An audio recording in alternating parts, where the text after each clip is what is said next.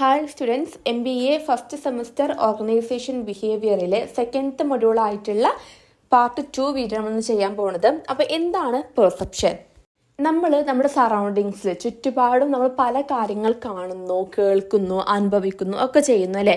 പക്ഷെ അതിനൊന്നും അർത്ഥം നമുക്ക് എന്താണെന്ന് മനസ്സിലാവുന്നില്ല. അത് കാണുന്ന സമയത്തിന് അത് എന്താണ് നമുക്ക് മനസ്സിലാവുന്നില്ല.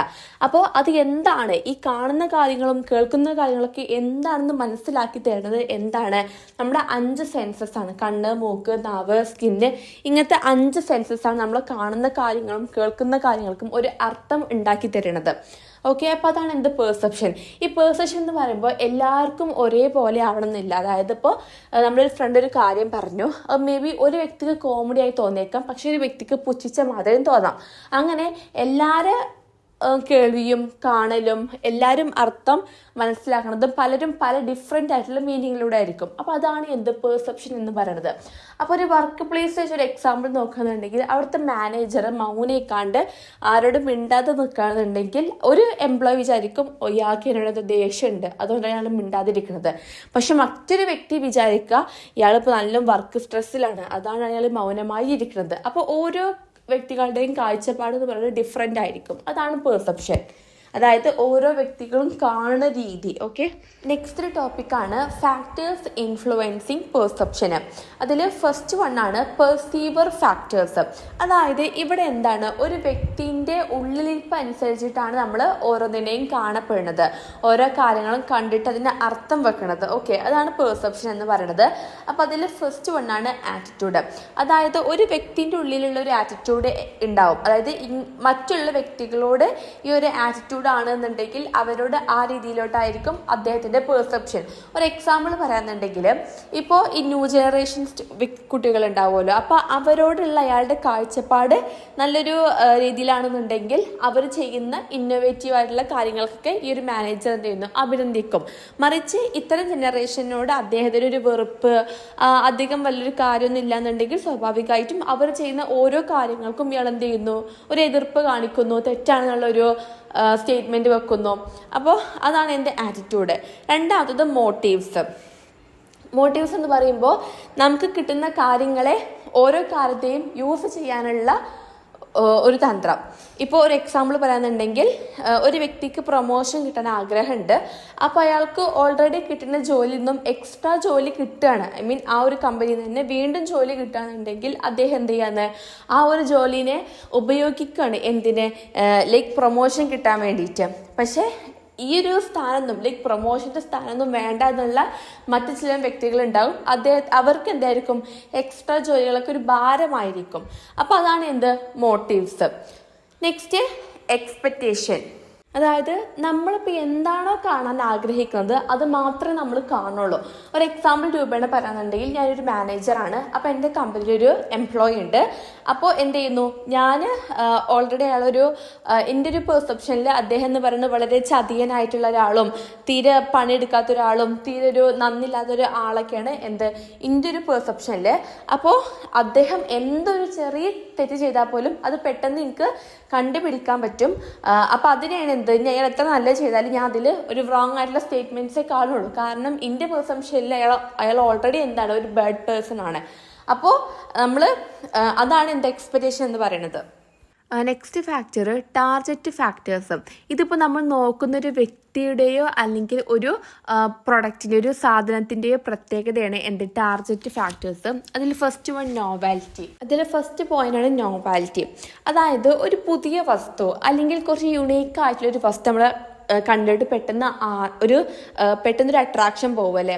അപ്പോൾ ഒരു എക്സാമ്പിൾ രൂപേണ പറയാന്നുണ്ടെങ്കിൽ ഒരു കമ്പനിയിലോട്ട് എന്നുള്ളൊരു ജീവനക്കാരൻ ഉണ്ടാകുന്നു. അപ്പോൾ പെട്ടെന്നൊരു പുതിയൊരു ജീവനക്കാരൻ വരുമ്പോൾ എല്ലാവരുടെയും ശ്രദ്ധ ആ ഒരു വ്യക്തിയിലോട്ട് മാറുന്നു.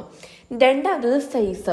അതായത് നമുക്ക് വലിപ്പമേറിയിട്ടുള്ളത് അല്ലെങ്കിൽ ഉയർന്ന പൊസിഷനിലുള്ള വ്യക്തികളെ കാണുമ്പോൾ നമുക്ക് എന്ത് ചെയ്യുന്നു, പെട്ടെന്ന് അവരിലോട്ടൊരു അട്രാക്ഷൻ പോകുന്നു.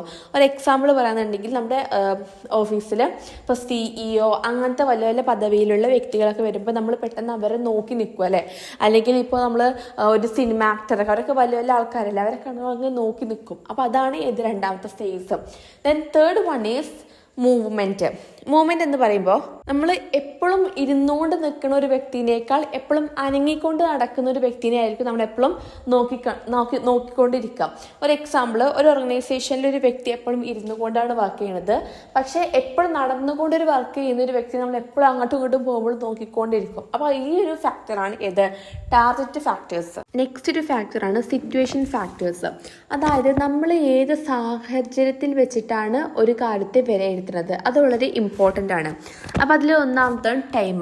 ഇപ്പോൾ ഈ ടൈം എന്ന് പറയുമ്പോൾ ഈ ഒരു സമയക്കുറവ് ഓരോ വ്യക്തിയുടെയും പെർസെപ്ഷൻ മാറ്റിക്കൊണ്ടിരിക്കും. ഫോർ എക്സാമ്പിൾ പറയാന്നുണ്ടെങ്കിൽ ഒരു ഓർഗനൈസേഷനിൽ ഒരു മാനേജർ ഉണ്ടാകും. അപ്പോൾ ആ മാനേജർ എന്ത് ചെയ്യുന്നു, അയാൾ കുറച്ച് ടൈമേ ഉണ്ടാവുള്ളൂ, പക്ഷേ ആ ഒരു ടൈമിനുള്ളിൽ അയാൾക്ക് എല്ലാം ചെയ്ത് തീർക്കണം എന്നുണ്ടെങ്കിൽ അദ്ദേഹം എന്ത് ചെയ്യുന്നു, ഒരു എംപ്ലോയിനെ നോക്കിക്കാണുന്നത് അദ്ദേഹത്തിൻ്റെ കണ്ണിൽ അദ്ദേഹം എന്തോ ഒരു വലിയ തെറ്റ് ചെയ്തു ആ ഒരു രീതിയിലോട്ടായിരിക്കും. അപ്പോൾ ആ ഒരു ടൈമിൻ്റെ കുറവ് കാരണം ആ ഒരു എംപ്ലോയിനെ കൂടുതൽ വിലയിരുത്താൻ പറ്റാതെ അദ്ദേഹം എന്ത് ചെയ്യുന്നു, ആ ഒരു റോങ് സ്റ്റേറ്റ്മെൻറ്റ് ഉണ്ടാക്കിയിട്ട് അങ്ങനെ ഒരു പെർസെപ്ഷൻ ഉണ്ടാക്കുന്നു. രണ്ടാമത് വർക്ക് സെറ്റിങ്. അതായത് ഒരു വ്യക്തിയെ നമ്മൾ എവിടെ വെച്ചാണ് മീറ്റ് ചെയ്യണത് എന്നുള്ള ആ ഒരു പെർസെപ്ഷൻ ഇമ്പോർട്ടൻ്റ് ആണ്. ഒരു എക്സാമ്പിൾ പറയാന്നുണ്ടെങ്കിൽ ഒരു വ്യക്തിൻ്റെ ഒരു മീറ്റിംഗ് വെച്ചുകൊണ്ട് നമ്മൾ കാണുമ്പോൾ അതിൻ്റെ ക്യാരക്ടർ വേറെ ആയിരിക്കും. അതുപോലെ തന്നെ ഒരു ചായക്കടയെ വെച്ചിട്ടാണ് ഈ ഒരു വ്യക്തിനെ കാണുന്നുണ്ടെങ്കിൽ അപ്പോഴും ഇതിൻ്റെ ക്യാരക്ടർ വേറെ ആയിരിക്കും. അപ്പോൾ നമ്മളൊരു വ്യക്തിനെ എവിടെ വെച്ചിട്ടാണ് മീറ്റ് ചെയ്യണത് എന്നുള്ളൊരു കാര്യം അറിഞ്ഞിരിക്കൽ ഇമ്പോർട്ടൻ്റ് ആണ്. അപ്പോൾ ഇതാണ് എന്ത്, ഫാക്ടേഴ്സ് ഓഫ് പെർസെപ്ഷൻ. നെക്സ്റ്റ് ഒരു ടോപ്പിക്കാണ് ആട്രിബ്യൂഷൻ തിയറി. അപ്പോൾ ഇത് പറയുമ്പോൾ ഒരു വ്യക്തിയുടെ പെരുമാറ്റം എന്തുകൊണ്ടാണ് ഇങ്ങനെ സംഭവിക്കുന്നത് എന്ന് കണ്ടെത്തുന്നതിനാണ് എൻ്റെ ആട്രിബ്യൂഷൻ തിയറി എന്ന് പറയുന്നത്. അപ്പോൾ ഇത് രണ്ട് രീതിയിലോട്ടാണ് കണ്ടെത്തുക, ഇൻറ്റേർണൽ ആയിട്ടും അതുപോലെ തന്നെ എക്സ്റ്റേണൽ ആയിട്ടും. അപ്പോൾ ഇൻറ്റേർണൽ ആട്രിബ്യൂഷൻ തിയറി എന്ന് പറയുമ്പോൾ ഇപ്പോൾ ഒരു വ്യക്തിയുടെ സ്വഭാവം എന്തുകൊണ്ടാണ് ഇങ്ങനെ എന്ന് കണ്ടെത്തുന്ന രീതിയാണ് എൻ്റെ ആട്രിബ്യൂഷൻ തിയറി എന്ന് പറഞ്ഞു. അപ്പോൾ ഇൻറ്റേർണൽ എന്ന് പറയുമ്പോൾ ആ ഒരു വ്യക്തിയുടെ മേ ബി ആറ്റിറ്റ്യൂഡ് അങ്ങനെ ആയിരിക്കാം, അയാളുടെ പെർസെപ്ഷൻ അങ്ങനെയാണ്, അതായത് അയാളുടെ ഉള്ളിലുള്ള കഴിവുകൾ, അയാളുടെ ഉള്ളിലുള്ള ആ ഒരു ബിഹേവിയർ, പേഴ്സണാലിറ്റി, ക്യാരക്ടർ, അയാളുടെ ഉള്ളിലുള്ള ഫാക്ടേഴ്സ് കാരണമാണ് അയാളുടെ പെർസെപ്ഷൻ, അയാളുടെ പെരുമാറ്റം അങ്ങനെ. ഇപ്പോൾ ഒരു എക്സാമ്പിൾ പറയാനുണ്ടെങ്കിൽ ഒരു ഓർഗനൈസേഷനിൽ ഒരു മാനേജർ എന്ത് ചെയ്തു, ഒരു എംപ്ലോയിക്ക് ഒരു വർക്ക് കൊടുത്തിട്ടുണ്ടായിരുന്നു. പക്ഷെ ആ ഒരു എംപ്ലോയി എന്ത് ചെയ്തു, ആ ഒരു ഡെഡ് ലൈൻ, അതായത് ആ ഒരു വർക്ക് ഫുള്ളാക്കേണ്ട ഡേ ആയിട്ട് പോലും ആ ഒരു എംപ്ലോയി എന്ത് ചെയ്തില്ല, ആ ഒരു വർക്ക് ഫുള്ളാക്കിയില്ല. അപ്പോൾ ഈ ഒരു മാനേജർ എന്താ വിചാരിക്കുന്നത്, ഇയാളൊരു മടിയനായത് കൊണ്ടാണ് എന്താ ആ ഒരു വർക്ക് ഡെഡ് ലൈൻ ആയിട്ട് പോലും ഇയാൾ ആ ഒരു വർക്ക് ഫുള്ളാക്കി വെക്കാത്തത്. അപ്പോൾ ആ ഒരു മാനേജറിൻ്റെ പെർസെപ്ഷൻ പറയുമ്പോൾ, അയാളുടെ ഇൻറ്റേർണൽ ഫാക്ടേഴ്സ് പറയുമ്പോൾ അയാളുടെ മനോഭാവം അങ്ങനെയാണ്, അയാൾ അങ്ങനെയാണ് അതിനെ കാണുന്നത്, അതുകൊണ്ടാണ് അയാൾ അങ്ങനത്തെ തോട്ട് ചെയ്തത്. അതാണ് ഇൻറ്റേർണൽ ഫാക്ടേഴ്സ്. രണ്ടാമത് എക്സ്റ്റേർണൽ ഫാക്ടേഴ്സ്. അത് പറയുമ്പോൾ ഇപ്പം ഒരു എംപ്ലോയിൻ്റെ പെരുമാറ്റം പറയുമ്പോൾ പുറമേ ഉള്ള കാര്യങ്ങൾ വെച്ചിട്ടായിരിക്കും ഒരു എംപ്ലോയി വിലയിരുത്തുക. ഒരു എക്സാമ്പിൾ പറയാനുണ്ടെങ്കിൽ ഒരു എംപ്ലോയിൻ്റെ ഒരു ഗോൾ അച്ചീവ് ചെയ്യേണ്ട, അല്ലെങ്കിൽ ആ ഒരു പ്രൊജക്റ്റ് സബ്മിറ്റ് ചെയ്യേണ്ട ടൈം ഡെഡ് ലൈൻ കഴിഞ്ഞിട്ടുണ്ടാകും. പക്ഷെ അവിടെ എന്ത് ചെയ്യുന്നു, ആ ഒരു മാനേജർ ഇങ്ങനെ വിചാരിക്കുന്നത്, അതായത് എന്തെങ്കിലും സാങ്കേതികമായിട്ടുള്ള സിസ്റ്റംസിൻ്റെ തകരാറ് കാരണം ആണ് ഈ ഒരു എംപ്ലോയിൻ്റെ വർക്ക് ഡിലേ ആയത് എന്ന് വിചാരിക്കുക. അപ്പം ഇതിനാണ് ആട്രിബ്യൂഷൻ തിയറി എന്ന് പറയുന്നത്. Next Kelly's attribution model. അതായത് ഈ കെല്ലി എന്ന് പറഞ്ഞിട്ടുള്ള ശാസ്ത്രജ്ഞൻ എന്ത് ചെയ്തു, ഒരു വ്യക്തിയുടെ പെരുമാറ്റം എന്ന് പറയുന്നത് ഇൻറ്റേർണൽ ആണോ അതോ എക്സ്റ്റേണൽ ആണോ എന്നറിയാൻ വേണ്ടിയിട്ട് അദ്ദേഹം 3 മാനദണ്ഡങ്ങൾ, അതായത് 3 മോഡൽസ് പ്രൊവൈഡ് ചെയ്തു. അതിൽ ഫസ്റ്റ് വണ്ണാണ് ഡിസ്റ്റിങ്റ്റീവ്നെസ്. അപ്പോൾ ഡിസ്റ്റിങ്റ്റീവ്നെസ് എന്ന് പറയുമ്പോൾ ഒരു വ്യക്തിയുടെ സ്വഭാവം, അതായത് ഒരേ വ്യക്തി തന്നെ പല സാഹചര്യങ്ങളിലും പെരുമാറണത് എങ്ങനെയാണെന്ന് മനസ്സിലാക്കാനാണ് ഈ ഒരു മോഡൽ ഉണ്ടാക്കിയിരിക്കുന്നത്. അപ്പോൾ ഒന്ന് ഒരു എക്സാമ്പിൾ പറയാന്നുണ്ടെങ്കിൽ ഒരു വ്യക്തി എന്ത് ചെയ്യുന്നു, ഇപ്പോൾ അയാൾ സാധാരണ എല്ലാ ജോലിക്കും ഓൺ ടൈമിൽ എത്തുന്ന ആളാണ്, പക്ഷേ എന്ത് ചെയ്യുന്നു, ഒരിടെ അദ്ദേഹം വൈകി എത്തുന്നു. അപ്പോൾ അത് എക്സ്റ്റേണലാണ്, അതായത് അയാളുടെ പെരുമാറ്റം എന്ന് പറയുന്നത് അവിടെ എന്താണ്, അത് എക്സ്റ്റേണൽ ആയിട്ടുള്ളൊരു ഫാക്ടർ കാരണമാണ്, അതായത് പുറമേ ഉള്ള ഒരു ഫാക്ടർ കാരണമാണ് അയാൾക്ക് അവിടെ നേരം വൈകി എത്താനുള്ളൊരു കാരണമാണത്. അങ്ങനെയാണെങ്കിൽ അതൊരു എക്സ്റ്റേണൽ ആയിട്ടുള്ളൊരു പെരുമാറ്റമാണ്. മറ്റേത് ലോ ആണെന്നുണ്ടെങ്കിൽ, അതായത് ആ ഒരു വ്യക്തി എല്ലാ കാര്യങ്ങളിലും അല്ലെങ്കിൽ എല്ലാ ജോലികൾക്കും ഇങ്ങനെ നേരെ വൈകിട്ടാണ് എത്തുന്നുണ്ടെങ്കിൽ അത് അദ്ദേഹത്തിൻ്റെ ഇൻറ്റേർണലാണ്, അതായത് അദ്ദേഹത്തിൻ്റെ ആറ്റിറ്റ്യൂഡ് അങ്ങനെയാണ്. അപ്പോൾ അതാണ് എന്തെന്ന് പറയുന്നത്, ഫസ്റ്റ് ഡിസ്റ്റിങ്റ്റീവ്നെസ് ആയിട്ടുള്ള ഒരു മോഡല്. രണ്ടാമത്തെ മോഡല് കോൺഷ്യൻഷ്യസ്. അതായത് ഇവിടെ ഒരു വ്യക്തിയും അതുപോലെ തന്നെ മറ്റുള്ള എല്ലാ വ്യക്തികളും ഇപ്പോൾ ഒരു സാഹചര്യത്തിൽ ഒരേപോലെയാണ് പെരുമാറണത് എന്നുള്ളതാണ് ഈ ഒരു മോഡലിൽ പറയണത്. അപ്പോൾ അതുകൊണ്ട് ഹൈയും ലോവും. ഹൈ എന്ന് പറയുമ്പോൾ ഒരു കമ്പനിയിലുള്ള എല്ലാ വ്യക്തികളും ഒരു സാഹചര്യത്തിൽ ഒരേപോലെ പെരുമാറാം. ഒരു എക്സാമ്പിൾ പറയാന്നുണ്ടെങ്കിൽ ഇപ്പോൾ ഒരു കമ്പനിയിൽ പുതിയൊരു സോഫ്റ്റ്വെയർ അപ്ഡേറ്റ് ചെയ്തു. അപ്പോൾ അവിടെ ലാപ്ടോപ്പ് പ്രവർത്തിക്കാൻ കുറച്ച് ഡിലേ ആവുന്നതുകൊണ്ട് എല്ലാ എംപ്ലോയീസിൻ്റെയും പെരുമാറ്റം ഒരുപോലെ ആവാണ്. അങ്ങനെയാണെന്നുണ്ടെങ്കിൽ അത് എക്സ്റ്റേണൽ ആണ്. രണ്ടാമത്തത് ലോ. ഇവിടെ ഇങ്ങനെ ഒരു സോഫ്റ്റ്വെയർ അപ്ഡേറ്റ് ചെയ്തു. അത് അപ്ഡേറ്റ് ചെയ്യുമ്പോഴും ബാക്കി എല്ലാ എംപ്ലോയീസും വർക്ക് ചെയ്യുന്നുണ്ട്, ഒരാളൊഴികെ. ആ ഒരാളെന്ന് പറയുമ്പോൾ അപ്പോഴും മടി പിടിച്ചിരിക്കുകയാണെന്നുണ്ടെങ്കിൽ അതെന്താണ്? അദ്ദേഹത്തിൻ്റെ ഇൻറ്റേർണൽ ആയിട്ടുള്ള പെരുമാറ്റമാണ്. അയാളെ പെരുമാറ്റം അങ്ങനെയാണ്. അപ്പോൾ ഇതാണ് രണ്ടാമത്തതായിട്ടുള്ള model. Next model consistency model. അതായത് ഇവിടെ ഒരു വ്യക്തി സമയത്തിനനുസരിച്ച് പെരുമാറുന്ന രീതിയാണ്. അതായത് അതുകൊണ്ട് ഹൈയും ലോവും. ഹൈ എന്ന് പറയുമ്പോൾ ഒരു വ്യക്തി എന്താണ് എല്ലാ ടൈമിലും വൈകിട്ടാണ് വരുന്നുണ്ടെങ്കിൽ അതൊരു ഇൻറ്റേർണൽ ആയിട്ടുള്ള കാര്യമാണ്. കാരണം അത് അയാൾ മടിനെയാണ് സൂചിപ്പിക്കുന്നത്. പിന്നെ ലോ എന്ന് പറയുമ്പോൾ അയാൾ എല്ലാ ടൈമിലും എന്ത് ചെയ്യുന്നു? നേരത്തെ വന്നിട്ട് ഒരു ടൈമിൽ മാത്രം നേരം വൈകി വരുന്നു. അതിൻ്റെ എക്സ്റ്റേണൽ ഫാക്ടേഴ്സ് ആണ്. അപ്പോൾ ഇതാണ് ആട്രിബ്യൂഷൻ തിയറിയിലെ കെല്ലീസ് കൊണ്ടുവന്നിട്ടുള്ള ആ 3 model. Next topic attribution errors ആണ്. അതായത് മറ്റുള്ള വ്യക്തികളുടെ പെരുമാറ്റം എങ്ങനെയാണ് ഉണ്ടാകുന്നത് എന്നുള്ള ആ ഒരു കാരണം കണ്ടെത്തുന്ന സമയത്ത് നമ്മൾ ശ്രദ്ധിക്കാതെ പോകുന്ന കുറച്ച് കാര്യങ്ങളാണ് പറയുന്നത്. അതിൽ ഫസ്റ്റ് വൺ എന്ന് പറയുന്നത് ഫണ്ടമെന്റൽ ആട്രിബ്യൂഷൻ എറർ ആണ്. അപ്പോൾ ഇവിടെ എന്താണ്? ഒരു വ്യക്തിയുടെ സ്വഭാവം നമ്മൾ ആ സ്വഭാവം എങ്ങനെയാണ് ഉണ്ടാക്കുന്നത് എന്ന് മനസ്സിലാക്കുന്ന സമയത്ത് ഒരു ഇന്റേണൽ ഫാക്ടേഴ്സ് ആണ് നമ്മൾ കൂടുതൽ പരിഗണിക്കുക.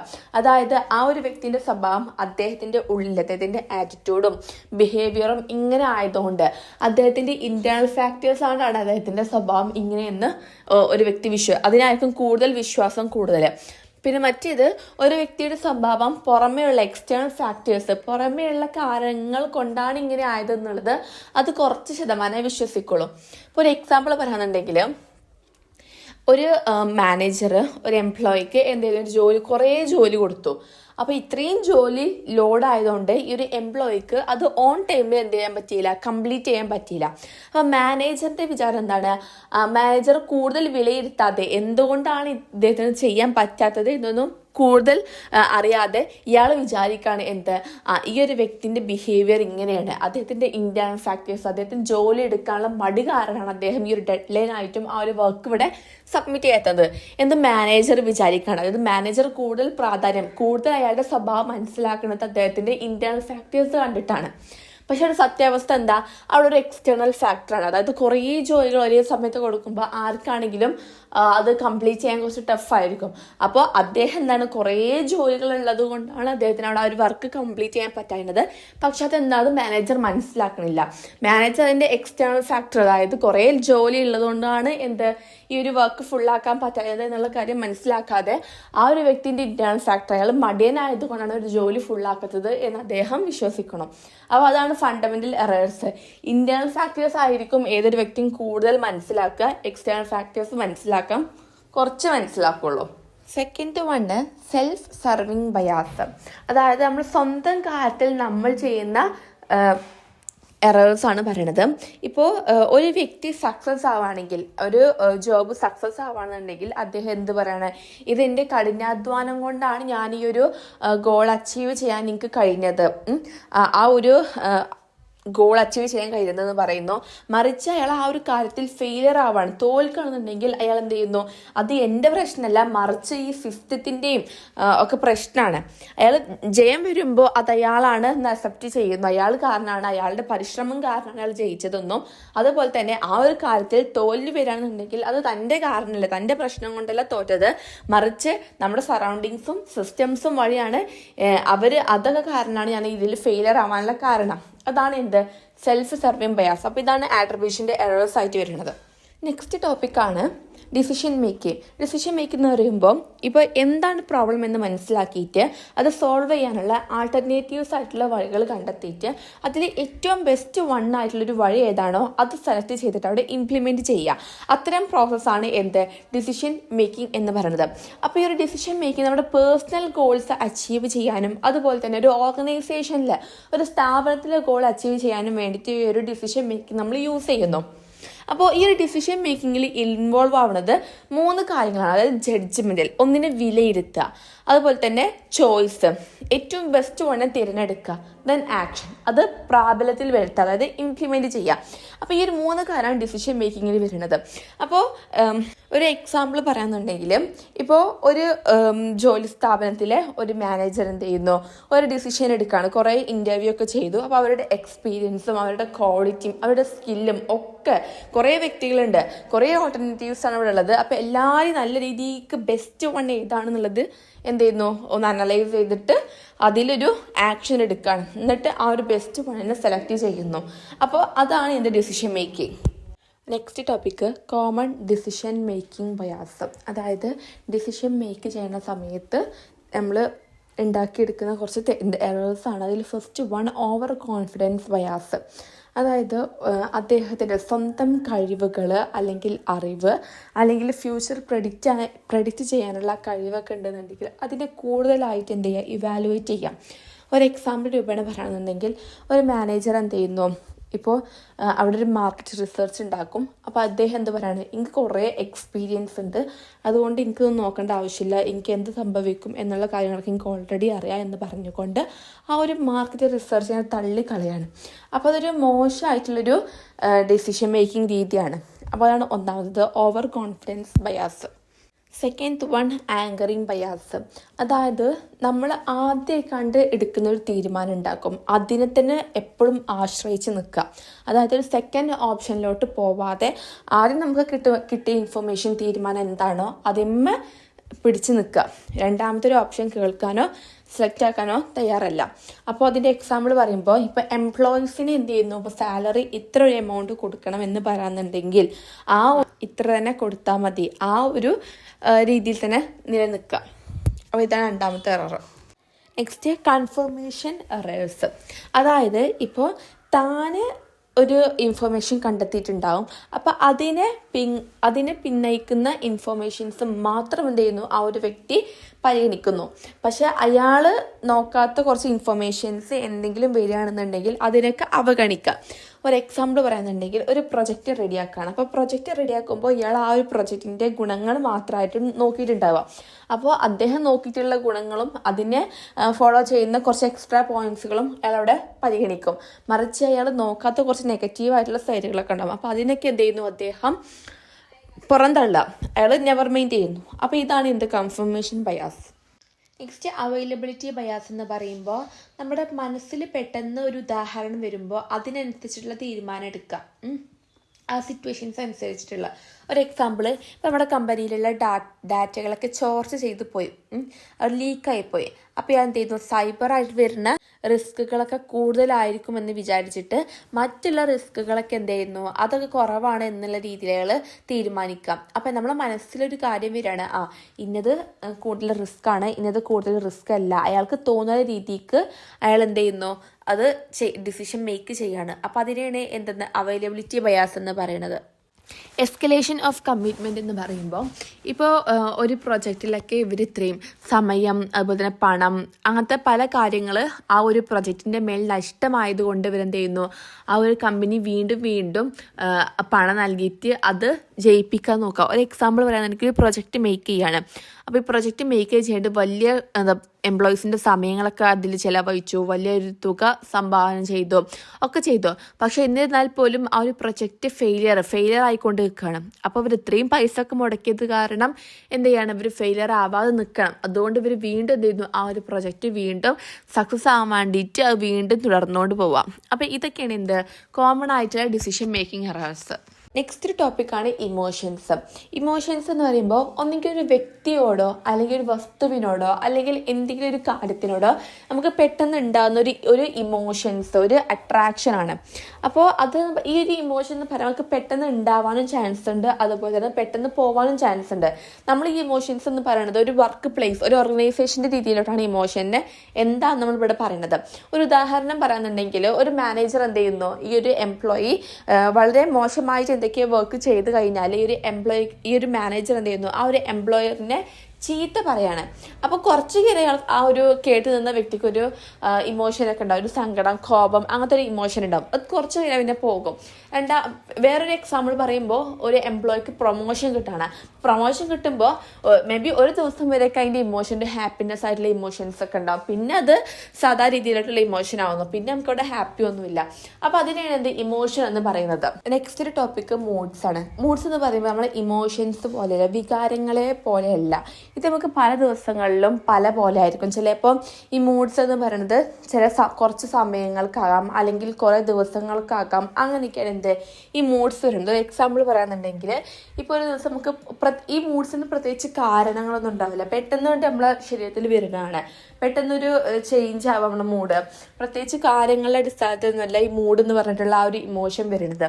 ഒരു എക്സാമ്പിൾ പറയാനുണ്ടെങ്കിൽ, ഈ നമുക്കൊരു ദിവസം ഫുൾ ഒരു വേറൊരു മൂഡാണെന്നുണ്ടെങ്കിൽ അത് എന്തുകൊണ്ടാണെന്നറിയില്ല, അത് കുറേ ദിവസം അതിനെ കണ്ടിന്യൂസ് ചെയ്തുകൊണ്ട് പോകും. മേ ബി അതൊരു ആങ്കർ ആവാം, ദേഷ്യമാവാം, അല്ലെങ്കിൽ ഭയങ്കര ഹാപ്പി ആവാം, അല്ലെങ്കിൽ കരയണാവാം. അത് കുറേ നേരം കണ്ടിന്യൂ ചെയ്തുകൊണ്ട് പോകും. അപ്പോൾ അതാണ് മൂഡ്സ് എന്ന് പറയുന്നത്. Next, Rolls of emotions at the work place. അതായത് ഒരു വർക്ക് പ്ലേസിലെ ഇമോഷൻസിനുള്ള റോളുകൾ എന്തൊക്കെയാണ്. അതിൽ first one, influence on decision making. അതായത് ഒരു ഡിസിഷൻ മേക്കിംഗ് വഹിക്കുന്ന പങ്കുകൾ എന്തൊക്കെയാണെന്നാണ് പറയുന്നത്. അതായത് ഒരു എംപ്ലോയി അല്ലെങ്കിൽ ഒരു മാനേജർ ഒരു സിറ്റുവേഷനിൽ അതിനെ എങ്ങനെ വിലയിരുത്തുന്നു, അതിനെ വിലയിരുത്തിയിട്ട് അതിനെങ്ങനെ ഒരു ഡിസിഷൻ മേക്ക് ചെയ്യുന്നു, അതാണ് ഫസ്റ്റ് വൺ. അപ്പോൾ ഒരു എക്സാമ്പിൾ പറയാന്നുണ്ടെങ്കിൽ, ഒരു ശാന്തനായിട്ടുള്ള ഒരു മാനേജർ ആണ് എന്നുണ്ടെങ്കിൽ സ്വാഭാവികമായിട്ടും അദ്ദേഹം ഈക്വൽ ആയിട്ടുള്ള, അതുപോലെ തന്നെ എല്ലാവർക്കും ഒരുപോലെ ആയിട്ടുള്ള ഒരു ഡിസിഷൻസും നല്ലൊരു ഡിസിഷനേക്കാരം അദ്ദേഹം എടുക്കുക. മറിച്ച് ഒരു റൂഡായിട്ടുള്ള ഒരു മാനേജറാണെന്നുണ്ടെങ്കിൽ പെട്ടെന്ന് ഡിസിഷൻ എടുക്കുന്നു, അൺഈക്വലായിട്ട് അയാൾ ശരിക്കും നോക്കാതൊക്കെ ഡിസിഷൻ മേക്ക് ചെയ്യുന്നു. അപ്പോൾ അതാണ് ഒന്നാമതായിട്ടുള്ള ഡിസിഷൻ മേക്കിംഗ്. രണ്ടാമത്തത്, ഇമ്പാക്റ്റ് ഓൺ പെർഫോമൻസ്. അതായത് നമ്മുടെ പ്രകടനത്തിൽ. അപ്പോൾ ഒരു പോസിറ്റീവായിട്ടുള്ള ഒരു ഇമോഷൻ ആണെന്നുണ്ടെങ്കിൽ, പോസിറ്റീവ് ഇമോഷൻ ആണെന്നുണ്ടെങ്കിൽ ആ ഒരു വ്യക്തി എന്ത് ചെയ്യുന്നു, അദ്ദേഹത്തിന് കൂടുതൽ മോട്ടിവേഷനും ഇൻസെൻറ്റീവും ഒക്കെ കിട്ടുന്നുണ്ട്. അതൊരു പോസിറ്റീവ് ഇമോഷൻസ് ആകുമ്പോൾ അദ്ദേഹത്തിന് ആ ഒരു വർക്കിൽ പെർഫോമൻസ് കൂടുതൽ കാഴ്ചവെക്കാൻ കഴിയും. മറിച്ച് നെഗറ്റീവ് ആയിട്ടുള്ളൊരു ഇമോഷൻ ആണെന്നുണ്ടെങ്കിൽ അദ്ദേഹത്തിന് അതിനോടുള്ള ഇൻട്രസ്റ്റ് പോകും. എക്സാമ്പിൾ, ഒരു വ്യക്തി ഒരു ഗോൾ അച്ചീവ് ചെയ്തു, അപ്പോൾ അതിനുള്ള മോട്ടിവേഷനും ഇൻസെൻറ്റീവ്സും ഒക്കെ കൊടുക്കുമ്പോൾ അയാൾക്ക് ഇനിയും ആ ഒരു ജോലി ചെയ്യണം എന്നുള്ളൊരു പ്രചോദനം ഉണ്ടാകും. മറിച്ചിട്ട് ഒരു വ്യക്തി ജോലി ചെയ്യാതെ അതിനനുസരിച്ചുള്ള പണിഷ്മെൻ്റ് കിട്ടുകയാണെന്നുണ്ടെങ്കിൽ സ്വാഭാവികമായിട്ടും അയാൾക്ക് ആ ഒരു പെർഫോമൻസ് കാഴ്ചവെക്കാനുള്ള ഇൻട്രസ്റ്റിന് പോകും. അപ്പോൾ അതാണ് impact on performance. Next, interpersonal റിലേഷൻഷിപ്പാണ്. അതായത് ഇവിടെ എന്താണ്, മറ്റു തമ്മിലുള്ള കമ്മ്യൂണിക്കേഷൻസ്, രണ്ട് വ്യക്തികൾ തമ്മിലുള്ള കമ്മ്യൂണിക്കേഷൻസ്, അതുപോലെ തന്നെ ഒരു കൊളാബറേഷന്, കോർഡിനേഷന്, അതുപോലെ തന്നെ ഈ ഫ്രസ്ട്രേഷൻ, അതായത് വഴക്കുകൾ, ഇതൊക്കെയാണ് ഇവിടെ സ്വാധീനിക്കുന്നത്. ഒരു എക്സാമ്പിൾ രൂപേണ പറയുകയാണെന്നുണ്ടെങ്കിൽ, ഇപ്പോൾ എംപതി എന്നുള്ളൊരു ഇമോഷൻ ഉണ്ടെന്നുണ്ടെങ്കിൽ ടീം വർക്ക് എന്ത് ചെയ്യുന്നു, അയാളുടെ സിറ്റുവേഷൻ മനസ്സിലാക്കിയിട്ട് ആ ഒരു വർക്ക് ഫുൾഫിൽ ചെയ്യുന്നു. മറിച്ചിട്ട് ഫ്രസ്ട്രേഷൻ ആണെന്നുണ്ടെങ്കിൽ, അതായത് രണ്ട് വ്യക്തികൾ തമ്മിൽ ഭയങ്കര ഒരു ഫൈറ്റിങ്ങിൻ്റെ സിറ്റുവേഷൻ ആണെന്നുണ്ടെങ്കിൽ അത് വേറൊരു ഇമോഷനിലോട്ട്, ഫ്രസ്ട്രേഷൻ എന്ന ഇമോഷനിലോട്ട് പോകുന്നു.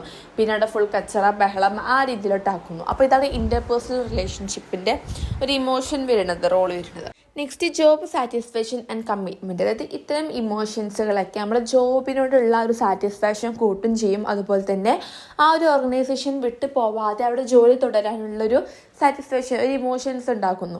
ഒരു എക്സാമ്പിൾ പറയാന്നുണ്ടെങ്കിൽ, ഒരു എംപ്ലോയിനെ നല്ല രീതിയിലോട്ട് കൺസിഡർ ചെയ്യുകയാണെന്നുണ്ടെങ്കിൽ സ്വാഭാവികമായിട്ടും ആ ഒരു എംപ്ലോയിൻ്റെ ആ ഒരു ജോലിയോടുള്ളൊരു ഇമോഷൻ എന്ന് പറയുന്നത് ജോബ് സാറ്റിസ്ഫൈ ആവുകയും, അതുപോലെ തന്നെ അദ്ദേഹത്തിൻ്റെ ഒരു ഹാപ്പി ഇമോഷൻസ് കാരണം അദ്ദേഹത്തിന് ഒരിക്കലും ആ ഒരു ഓർഗനൈസേഷൻ വിട്ടു പോകാൻ കഴിയാത്ത സിറ്റുവേഷൻ വരികയാണ്.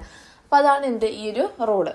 നെക്സ്റ്റ് ഇമോഷണൽ ലാബർ എന്ന് പറയുമ്പോൾ നമുക്ക് ഈ ജോലി സംബന്ധമായിട്ടുള്ള കാര്യങ്ങൾക്ക് നമ്മൾക്ക് ഉള്ള റിലേഷൻസ് മേ ബി കൺട്രോൾ ചെയ്യേണ്ട ആവശ്യം വരും. എന്നാൽ ഇല്ലാത്ത ഇമോഷൻസ് നമുക്ക് എന്ത് ചെയ്യേണ്ടി വരും, പ്രകടിപ്പിക്കേണ്ടി വരും. അപ്പോൾ ഇതാണ് ഇമോഷണൽ ലാബർ. എക്സാമ്പിൾ പറയുകയാണെങ്കിൽ കസ്റ്റമേഴ്സിനോട് നമ്മൾ എന്ത് ചെയ്യുന്നു, വളരെ കുലീനമായിട്ട് നമ്മൾ സംസാരിക്കുക. മേ ബി അങ്ങനത്തെ ഒരു ഇമോഷൻസ് നമുക്ക് ഉണ്ടാവില്ല, പക്ഷെ അവിടെ ആണ് സംസാരിച്ചേ പറ്റുള്ളൂ, ഇല്ലെങ്കിൽ അവിടെ ജോലി പോകും. അപ്പോൾ ഇതൊക്കെയാണ് the role of emotions at the workplace. Next ഒരു ടോപ്പിക്കാണ് ഇമോഷണൽ ലേബർ. അതായത് ഒരു എംപ്ലോയിക്ക് എന്ത് ചെയ്യേണ്ടി വരും, ഇപ്പോൾ കുറേ ഇമോഷൻസ് മേക്ക് ചെയ്യേണ്ടി വരും, അതുപോലെ തന്നെ അദ്ദേഹത്തിനുള്ള ഇമോഷൻസ് അത് കൺട്രോൾ ചെയ്യേണ്ടി വരുന്ന സിറ്റുവേഷൻ. അപ്പോൾ ഇത് കൂടുതൽ സർവീസ് സെക്ടറിലുള്ള വ്യക്തികൾക്കാണ് ഇങ്ങനത്തെ ഇമോഷൻസ് മേക്ക് ചെയ്യേണ്ടതും അതുപോലെ തന്നെ ഉള്ള ഇമോഷൻസിനെ കൺട്രോൾ ചെയ്ത് വെക്കേണ്ട സിറ്റുവേഷൻ വരുന്നത്. അപ്പോൾ അതിൽ ഫസ്റ്റ് വണ്ണാണ് സർഫേസ് ആക്ടിങ്. അതായത് ഇപ്പോൾ ഉള്ളിൽ എത്ര ദേഷ്യം വന്നാലും അത് സങ്കടം വന്നാലും അത് പുറത്ത് കാണിക്കാതെ പുറത്ത് വേറൊരു ഇമോഷൻസ് കാണിച്ചുകൊണ്ട് പെരുമാറുക. ഒരു എക്സാമ്പിൾ പറയുന്നുണ്ടെങ്കിൽ ഇപ്പോൾ ഒരു ഷോപ്പിൽ കസ്റ്റമർ എന്ത് ചെയ്യുന്നു, വളരെ ബാഡ്ലി എന്ത് ചെയ്യുന്നു, ആ ഒരു എംപ്ലോയിനെ ചീത്ത പറഞ്ഞുകൊടുക്കുകയാണ്.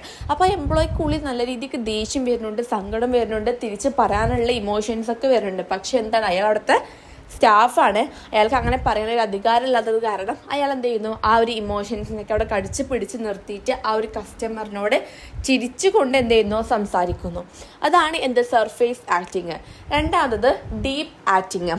അതായത് നമ്മളെ ഉള്ളിലുള്ള ഇമോഷൻസിനെ ഇവിടെ വളർത്തിയെടുക്കുക, അതാണ്. അപ്പോൾ ഒരു എക്സാമ്പിൾ പറയാന്നുണ്ടെങ്കിൽ ഒരു വ്യക്തി ഗുരുതരമായിട്ട് പരിക്കേറ്റൊരു സിറ്റുവേഷൻ ആണെന്നുണ്ടെങ്കിൽ അവിടെയുള്ള നേഴ്സ് എന്ത് ചെയ്യുന്നു, അദ്ദേഹത്തെ ചികിത്സിക്കുമ്പോൾ നല്ല രീതിയിലോട്ട് ഒരു ദയനീയമായിട്ടുള്ളൊരു സിറ്റുവേഷൻ്റെ രൂപേണ ഇമോഷനായിട്ട് ആ ഒരു വ്യക്തിനെ സമാധാനപ്പെടുത്താം. മേ ബി ആ ഒരു ഇമോഷൻസൊക്കെ ഒരു വ്യക്തിക്ക് എന്തായാലും മേക്ക് ചെയ്ത് കൊണ്ടുവരാം. അതാണ് ഡീപ്പ് ആക്ടിങ്. അപ്പോൾ ഇതാണ് ഇമോഷണൽ ലാബർ. നെക്സ്റ്റ് ഒരു ടോപ്പിക്കാണ് അഫക്റ്റീവ് ഈവൻറ്റ്സ് തിയറി. അതായത് ഒരു വ്യക്തിയെ ഒരു ജോലി സ്ഥലത്ത് ഉണ്ടാകുന്ന ഓരോ ഇമോഷൻസും എങ്ങനെയാണ് അദ്ദേഹത്തെ ഉൾക്കൊള്ളണമെന്നും അതുപോലെ തന്നെ ആ ഒരു ഇമോഷൻസ് കാരണം അദ്ദേഹത്തിൻ്റെ ജോലിയെ എങ്ങനെ ചെയ്യുന്നു എന്നുള്ളതാണ് ഈ ഒരു തിയറി പറയുന്നത്. അപ്പോൾ ഇവിടെ ഒരു ജോലി സ്ഥലത്ത് നടക്കുന്ന ഏതൊരു കാര്യമാണെങ്കിലും അത് നല്ലതായിക്കോട്ടെ അല്ലെങ്കിൽ ചീത്തതായിക്കോട്ടെ അതൊരു എംപ്ലോയിനെ എഫക്റ്റ് ചെയ്യും, അദ്ദേഹത്തിൻ്റെ ഇമോഷൻസിനെ എഫക്റ്റ് ചെയ്യുന്നു, അതുപോലെ തന്നെ അദ്ദേഹം ചെയ്യുന്ന ആ ഒരു വർക്കിനെയും ആ ഒരു കാര്യങ്ങൾ എഫക്റ്റ് ചെയ്യുന്നു. ഒരു എക്സാമ്പിൾ രൂപേണ പറയുകയാണെന്നുണ്ടെങ്കിൽ ഒരു മാനേജർ എന്ത് ചെയ്യുന്നു, ആ ഒരു എംപ്ലോയിനെ വളരെ നല്ല രീതിയിലോട്ട് പ്രശംസിക്കുകയാണ്, അതിനനുസരിച്ച് അവർക്ക് പ്രൊമോഷൻസും ഇൻസെൻറ്റീവ്സ് ഒക്കെ കൊടുക്കുകയാണ്. എന്തിൻ്റെ ബേസിൽ, അദ്ദേഹം ആ ഒരു ഗോൾ നല്ല രീതിയിലോട്ട് അച്ചീവ് ചെയ്തതിൻ്റെ ബേസിലാണ് ഇതൊക്കെ ഇത്രയും പ്രശംസകളൊക്കെ കൊടുക്കുന്നത്. അപ്പോൾ അദ്ദേഹത്തിന് ഭയങ്കര ഒരു ഇമോഷൻ ക്രിയേറ്റ് ചെയ്തു. അതായത് മാനേജർ അയാളെ പ്രശംസിച്ചത് കാരണം അയാൾക്കൊരു ഹാപ്പി ഇമോഷനും വന്നു, അതുപോലെ തന്നെ അയാൾ ഭയങ്കര ഹാപ്പിയാണ്. അപ്പോൾ വർക്കുകളൊക്കെ അയാൾക്ക് കൂടുതൽ ചെയ്യാനുള്ള ഒരു ത്വരയും വരും. മറിച്ച് എന്താണ്, ആ ഒരു വ്യക്തി മറ്റുള്ള ജീവനക്കാരോട് ഫൈറ്റ് ചെയ്യുന്ന ഒരു സിറ്റുവേഷൻ ആണെന്നുണ്ടെങ്കിൽ സ്വാഭാവികമായിട്ടും അയാളെ ഇമോഷൻ എന്ന് പറയുന്നത് വളരെ ദേഷ്യമായിട്ടുള്ളൊരു ഇമോഷനും അദ്ദേഹത്തിൻ്റെ വർക്കിംഗ് കോൺസെൻട്രേഷൻ എന്ന് പറയുന്നത് അയാൾക്ക് വർക്ക് ചെയ്യാനുള്ള മൂഡേ പോയിട്ടുണ്ടാകും. അപ്പോൾ ഇതാണ് പറയുന്നത്, ഒരു സ്ഥാപനത്തിൽ അവിടെ ഉണ്ടാകുന്ന ഇമോഷൻസ് എങ്ങനെയാണ് ഒരു വ്യക്തിനെ എഫക്റ്റ് ചെയ്യണത് എന്നും അതുപോലെ തന്നെ അദ്ദേഹത്തിൻ്റെ വർക്കിംഗ് പ്രവർത്തനങ്ങളെ എങ്ങനെ എഫക്റ്റ് ചെയ്യണം എന്നാണ് ഈ ഒരു തിയറിയിൽ പറയുന്നത്. നെക്സ്റ്റ് ഒരു ടോപ്പിക്കാണ് ഇമോഷണൽ ഇൻ്റലിജൻസ്. അതായത് നമ്മുടെ വികാരങ്ങളെയും മറ്റുള്ളവരുടെ വികാരങ്ങളെയും മനസ്സിലാക്കാനും അവ ശരിയായ രീതിയിലോട്ട് ഉപയോഗിക്കാനും കഴിയുക, അതാണ് ഇമോഷണൽ ഇൻ്റലിജൻസ്. അപ്പോൾ അതിലൊരു 5 ഇമ്പോർട്ടൻറ്റ് കാര്യം എന്ന് പറയുന്നത് സെൽഫ് അവെയർനെസ്. നമ്മളെ ഇമോഷൻസ്, നമ്മളെ വികാരങ്ങൾ എന്തൊക്കെയാണെന്നുള്ളൊരു ബോധ്യം ഉണ്ടായിരിക്കണം. തന്നെ സെൽഫ് റെഗുലേഷൻ, അതായത് നമ്മുടെ വികാരങ്ങൾ എന്തൊക്കെയാണെന്ന് മനസ്സിലാക്കിയിട്ട് ഇപ്പോൾ പെട്ടെന്നൊരു ദേഷ്യം വരികയാണെന്നുണ്ടെങ്കിൽ അതിനൊക്കെ കൺട്രോൾ ചെയ്യാം. നമ്മളെ വികാരങ്ങൾ എന്താണ് മനസ്സിലാക്കിയിട്ട് അതിന് നല്ലൊരു വികാരമില്ല എന്നുണ്ടെങ്കിൽ മാക്സിമം കൺട്രോൾ ചെയ്യാൻ നോക്കുക. ദെൻ തേർഡ് എന്ന് പറയുന്നത് മോട്ടിവേഷൻ. നമുക്ക് എന്തെങ്കിലും കാര്യങ്ങൾ അച്ചീവ് ചെയ്യാനുള്ളൊരു ഇമോഷൻ ഉണ്ടായിരിക്കണം. ദെൻ എംപത്തി, അതായത് നമ്മുടെ ചുറ്റുപാടുമുള്ള ഏതെങ്കിലും ഒരു വ്യക്തിക്ക് എന്തെങ്കിലും ഒരു സിറ്റുവേഷൻ ഉണ്ടെന്നുണ്ടെങ്കിൽ അദ്ദേഹത്തിൻ്റെ കൂടെ ആ ഒരു കാര്യങ്ങൾ മനസ്സിലാക്കി ഒരു എംപതി എന്നുള്ളൊരു ഇമോഷൻ ഉണ്ടാക്കിയിട്ട് അദ്ദേഹത്തിൻ്റെ കൂടെ ഉണ്ടാവണം. ദെൻ സോഷ്യൽ സ്കിൽസ്, അതായത് മറ്റുള്ളവരുമായിട്ട് നമുക്ക് ബന്ധം ഉണ്ടാക്കാനും അവരുടെ കൂടെ നിൽക്കാനുള്ളൊരു കഴിവൊക്കെ നമ്മൾ മേക്ക് ചെയ്യണം. അപ്പോൾ ഇതാണ് ഇമോഷണൽ ഇൻ്റലിജൻസിൻ്റെ points. Next topic emotion regulation strategies. അതായത് ഈ വികാരങ്ങളെ, ഇമോഷൻസിനെ നമ്മൾ എങ്ങനെ എപ്പോൾ ഉപയോഗിക്കണം, അതുപോലെ തന്നെ എങ്ങനെയൊക്കെ നിയന്ത്രിക്കണം എന്നുള്ളതിനുള്ള സ്ട്രാറ്റജീസാണ്. അതിൽ first cognitive regulation. Cognitive regulation എന്ന് പറയുമ്പോൾ ഒരു സാഹചര്യത്തെ അല്ലെങ്കിൽ ഒരു സിറ്റുവേഷനെ നമ്മൾ നോക്കി കാണുന്ന രീതി നമ്മൾ മാറ്റാം. ഒരു എക്സാമ്പിൾ പറയുന്നുണ്ടെങ്കിൽ രണ്ട് വ്യക്തികൾ തമ്മിൽ ഉണ്ടാകുന്നു. അപ്പോൾ ഒരു വ്യക്തി മറ്റുള്ള വ്യക്തിനെ വിമർശിച്ചുകൊണ്ട് ഒരു സ്റ്റേറ്റ്മെന്റ് പറയാണ്. പക്ഷെ അത് ഓപ്പോസിറ്റുള്ള ആൾ എന്ത് ചെയ്യുന്നു, വെറുതെ ഒരു ഇമോഷൻസ് വെറുതെ ഒരു പ്രശ്നം ഉണ്ടാക്കണ്ട എന്ന് വിചാരിച്ചുകൊണ്ട് അദ്ദേഹം വിമർശിച്ചിട്ടുള്ള ആ ഒരു കാര്യം അദ്ദേഹം പഠിച്ചെടുക്കുകയാണ്, അത് വേറൊരു സ്റ്റേറ്റ്മെന്റിലോട്ട് കൊണ്ടുവരികയാണ്. ഇയാളെ മേ ബി കളിയാക്കി പറഞ്ഞതാകും, പക്ഷെ ഇയാൾ എന്ത് ചെയ്യുന്നത് വേറൊരു അർത്ഥത്തിലോട്ട് കൊണ്ടുവരിക. അപ്പോൾ അതാണ് ഒന്ന് cognitive resolution. Next one suppression. അതായത് നമുക്ക് എന്തൊക്കെ ഇമോഷൻസ് വന്നാലും അത് പുറത്ത് കാണിക്കാതെ ഉള്ളിൽ അമർത്തി വെക്കുക. ഒരു എക്സാമ്പിൾ, ഇപ്പോൾ കസ്റ്റമർ ആ ഒരു വ്യക്തിനോട് ദേഷ്യപ്പെട്ടാലും ഉള്ളിൽ ഭയങ്കര ദേഷ്യം സങ്കടമൊക്കെ ഉണ്ടാവും. പക്ഷെ അതൊന്നും പുറത്ത് കാണിക്കാതെ കസ്റ്റമറിനോട് ചിരിച്ച് കാണിക്കുക. അപ്പോൾ എല്ലാം അമർത്തി വെക്കാം. Then mindfulness. അതായത് നമ്മുടെ ഇമോഷൻസ് നമ്മൾ പെട്ടെന്ന് പ്രവർത്തിക്കാതെ ഇവർ പറഞ്ഞ സ്റ്റേറ്റ്മെൻറ്റ് എന്താണ് അതിനെ ഒന്ന് വിശകലനം ചെയ്തിട്ട് ഞാൻ ഇങ്ങനെ ഒന്ന് പ്രതികരിക്കേണ്ട ആവശ്യമുണ്ടോ എന്നുള്ളതൊക്കെ ചിന്തിച്ച് വിട്ട് വേണം നമ്മൾ എന്ത് ചെയ്യാൻ, അവിടെ നമ്മൾ പ്രതികരിക്കാൻ. Next problem focused.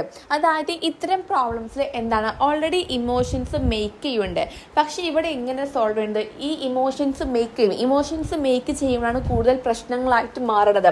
അപ്പോൾ ഇങ്ങനത്തെ ഇമോഷൻസ് ഉണ്ടാകുന്ന പ്രോബ്ലംസ് അവരെന്ത് ചെയ്യുന്നു, ഇമോഷൻസ് വരാതെ അവരെന്ത് ചെയ്യുന്നു, ആ ഒരു പ്രോബ്ലംസ് സോൾവ് ചെയ്യുക. അപ്പോൾ ഇതൊക്കെയാണ് ഒരു സ്ട്രാറ്റജീസ്, ഇമോഷൻസിനെ കൺട്രോൾ ചെയ്യേണ്ട സ്ട്രാറ്റജീസ്. അപ്പം ഇത്രയും മൊഡ്യൂളാണ് ഈ ഒരു ചാപ്റ്ററിൽ ഇൻക്ലൂഡ് ആയിട്ട് വരുന്നത്. അപ്പോൾ ഇഷ്ടപ്പെട്ടാൽ ലൈക്ക് ചെയ്യുക, ഷെയർ ചെയ്യുക, സബ്സ്ക്രൈബ് ചെയ്യുക. Okay, by.